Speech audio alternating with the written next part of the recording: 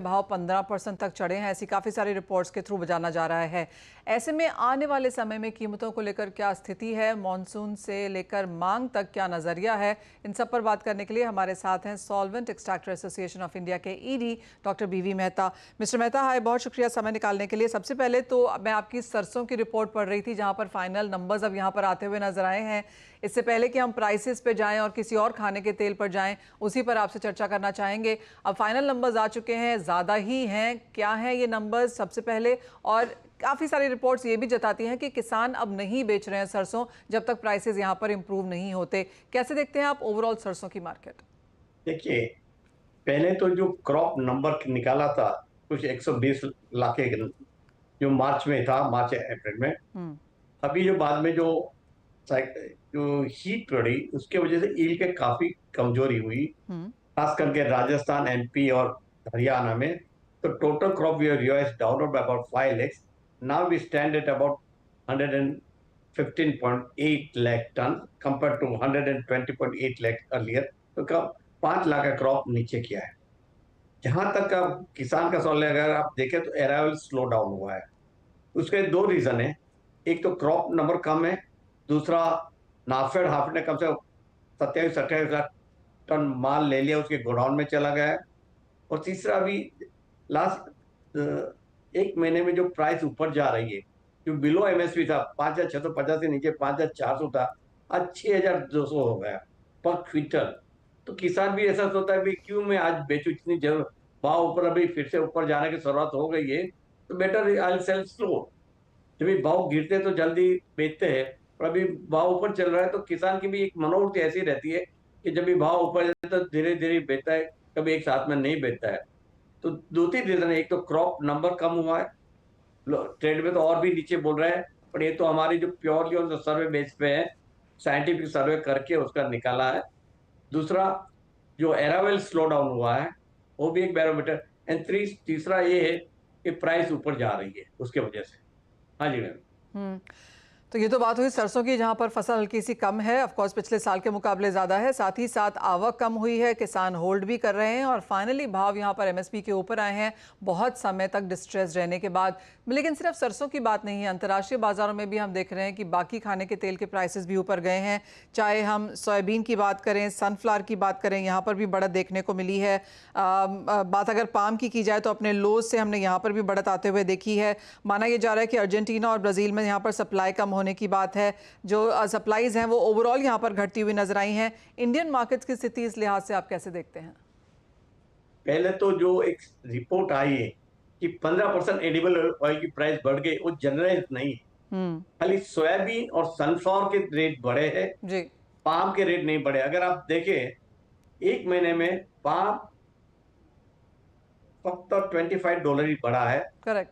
ताकि सोया और सनफ्लावर $100 से $120 बढ़ा है। पर माहौल ऐसा बना है कि सारे तेल 15% महंगा हो गया, वो करेक्ट इंफॉर्मेशन नहीं है। दूसरा, अभी जो देखे कि लोकल मार्केट में भी जो भाव बढ़ा है, सॉफ्ट ऑयल सन सोया का बना है, उसके वजह से मस्टर्ड पे इम्पैक्ट आया है। पाम के भाव इतने नहीं बढ़े हैं, रादर पाम सस्ता थोड़ा हुआ है, वो एक फर्क है, वो भी है क्योंकि पाम की अराइवल। और इंडिया में आज 65% वी आर यूजिंग पाम, 35% हमारा सॉफ्ट ऑयल है, इंपोर्ट में भी है। तो नेचुरली पाम की जब तक इम्पैक्ट नहीं आएगी तब तक भाव में फर्क नहीं पड़ेगा। और अभी बात करें आगे की, पहले भी बताया था कि जून के बाद थोड़ी मार्केट तेज होने वाली है, सारे पंडित लोग भी बोल रहे थे, और हो रहा है।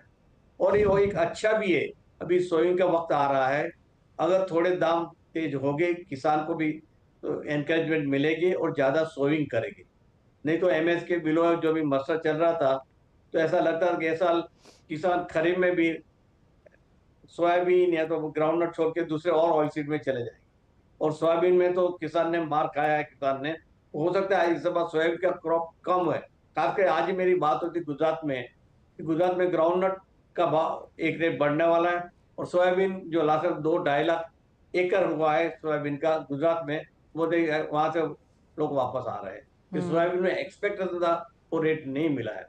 और वही है एमपी में भी, हुई है राजस्थान में भी।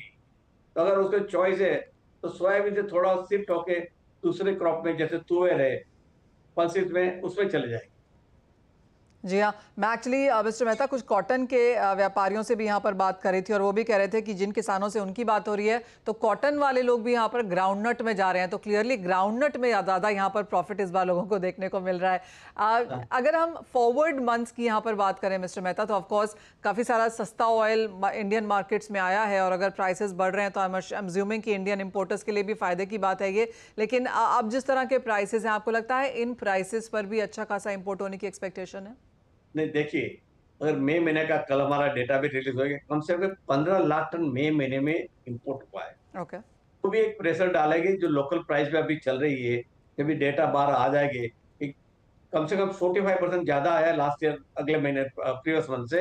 और तो उसका भी इम्पैक्ट कल आएगा कि प्राइस पे आएगी कि भाई इतना ज्यादा इंपोर्ट आया है मई महीने में, तो थोड़ा that will also put a pressure on the price of the edible oils.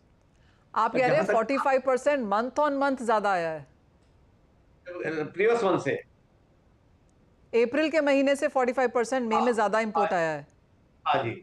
Okay, तो मंथ ऑन मंथ इतना बड़ा इंपोर्ट इंडियन मार्केट्स में आया है? काफी बड़ा है। मगर जो भी आगे की जो आप बात पूछ रही है, आगे की हो सकता है कि साइडलाइन थोड़ा मार्केट स्ट्रांग हो जाए और एक अच्छा है, अगर थोड़ा ऊपर चलेगा तो किसान को भी फायदा होगा और सोइंग में भी फर्क पड़ेगा। और अब तक हमने कंज्यूमर की ऑलवेज देखा है, कंज्यूमर कंज्यूमर कंज्यूमर, कभी किसान का भी सोचना पड़ता। और जो आज आत्मनिर्भरता की हम बात कर रहे हैं, किसान के ऑयल सीड फार्मर को ज्यादा प्रोत्साहन देना चाहते हैं, प्राइम मिनिस्टर खुद बोल रहे हैं। तो अगर 2 पैसा ज्यादा भी गया, दो थोड़ा महंगा भी तेल हुआ तो फर्क नहीं पड़ता है। और अभी महंगा नहीं है तेल, आज सारे तेल 100 रुपए के करीब है, 100 100 वो तो एक रिजनेबल प्राइस लेवल पे है। क्या आप चाहते कि 60-70 रुपए में तेल मिले और किसान को क्या मिलेगा तब फिर? ऑलराइट।